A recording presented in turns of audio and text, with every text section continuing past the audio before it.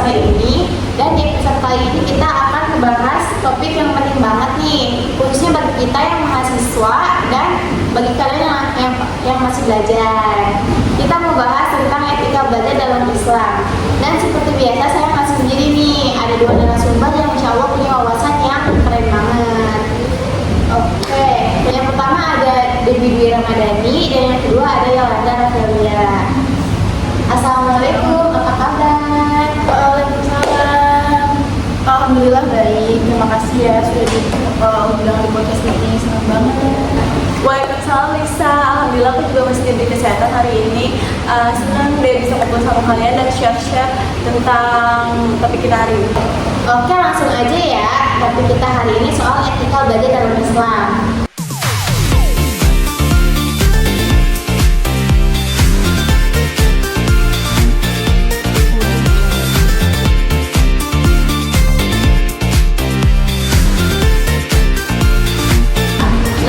Menurut kalian berdua, kenapa sih Islam begitu menekankan pentingnya belajar? Karena dalam Islam belajar itu bukan soal menuntut ilmu, tapi juga ibadah. Karena wahyu yang pertama turun kan bertuliskan dengan Iqra yang artinya bacalah. Berarti sedari dulu Allah tuh ingin umat-umat Islam dan umat semuanya pengen kayak cinta kepada ilmu gitu.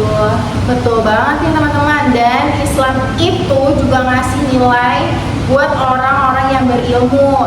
Dan ada satu ayat yang bilang Allah akan meninggikan derajat orang yang beriman dan berilmu dengan beberapa derajat. Jadi belajar itu bukan hal sepele ya teman-teman. Wah, mantap juga ya. Kita udah tahu nih pentingnya belajar, tapi kadang lupa kalau dalam Islam juga ada yang namanya adab atau etika dalam belajar. Bisa jelasin sedikit?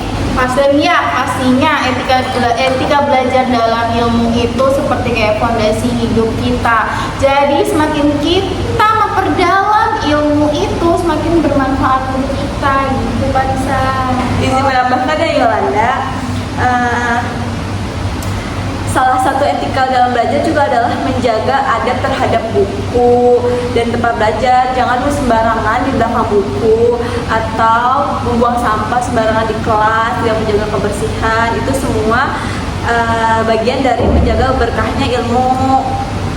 Wah, betul banget teman-teman.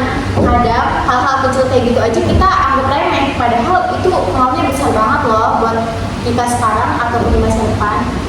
Iya, kadang orang yang udah belajar yang keras tapi hasilnya nggak maksimal, mungkin mereka ada adab yang dilanggarnya gitu. Dan satu lagi untuk teman-teman nih, dalam Islam juga ditekankan supaya kita itu nggak cuma fokus sama hafalan atau nilai, tapi juga memahami dan mengamalkan apa yang udah kita ajarkan dan apa yang sudah diajarkan. Itu Pak Nisa. Wah, itu penting banget sih. Jadi bukan sekedar kita dapat nilai A, tapi juga gimana kita pakai ilmu ini buat menebar kebaikan. Betul banget, dan jangan lupa juga kalau kita mempunyai ilmu, jangan sampai kita pelit untuk berbagi ilmu, gitu Pak. Setuju banget sih.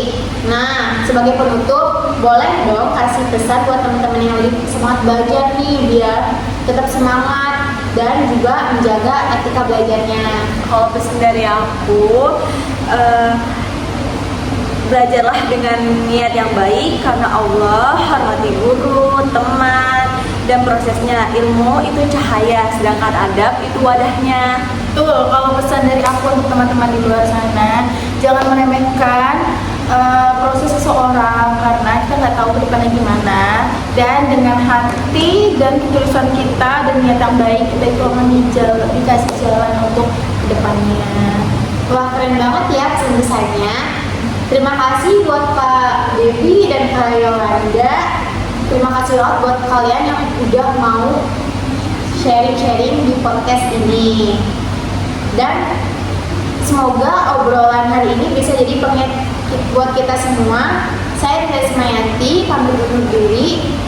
Wassalamualaikum warahmatullahi wabarakatuh. Sampai jumpa di podcast selanjutnya.